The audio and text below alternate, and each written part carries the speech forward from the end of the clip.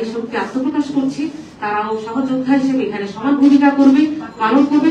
তারা শুধু নারীদের বিষয়ে কথা বলবে না, তারা নারীদের অধিকার মর্যাদায় যেমন সোচ্চার হবে, তেমনি দেশের স্বাধীনতা, সার্বভৌমত্ব, দেশের স্বার্থে, জনমানুষের স্বার্থে তারা কথা বলবে। সেক্ষেত্রে সবাই আমরা জাতীয় স্বার্থে যেন ঐক্য মত পোষণ করতে পারি, একটা ঐক্যের প্ল্যাটফর্মে দাঁড়াতে পারি।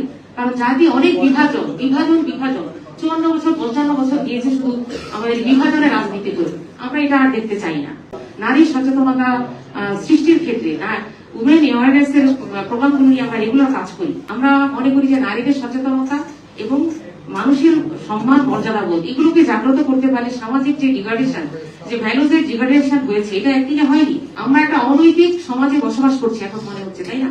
প্রতিদিন পত্রিকার পাতা খুললে আমরা যে অবস্থা দেখতে পাচ্ছি, একটা দিনের জন্য আপনি দেখবেন না যে আজকের পত্রিকায় কোনো নারী হেনস্থা, নির্যাতন, সহিংসতার খবর নেই। প্রতিদিনই এটা হচ্ছে। আমাদের জন্য লজ্জাজনক। আমরা পলিটিক্যাল পার্টি শুধু না, আমি মনে করি মিডিয়ায় যারা আছেন এবং রাজনৈতিক দায়িত্ব পর্যায়ে যারা আছেন, সবাই এর দায়ভার নিতে হবে আমাদের।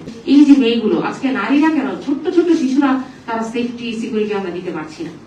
আমরা নারীদের মর্যাদার কথা বলি, নারীদের মর্যাদা আমাদের এতটুকু নেই। কারণ নারীর মর্যাদা যে সমাজে থাকবে, সেই সমাজে নারী হেনস্থা হতে পারে না। সেই জন্য আমাদের সবার আগে নারীর মর্যাদা, সিকিউরিটি নিশ্চিত করতে হবে।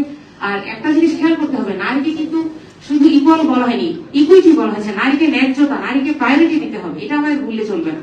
নারীকে প্রায়োরিটি দিতে হবে, তাহলেই নারী কিন্তু তার যোগ্যতম জায়গায় সে তার পাওয়ার এক্সারসাইজ করতে পারবে।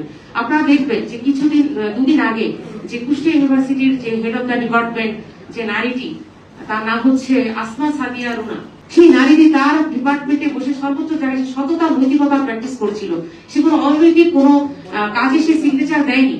কিন্তু এটাই, সেখানে কি সিকিউরিটি আমরা দিতে পেরেছি? একজন নারী তার সর্বোচ্চ পাওয়ারে বসে সে ভূমিকা পালন করার চেষ্টা করেছে, কিন্তু আমরা কিন্তু তার সিকিউরিটি দিতে পারিনি।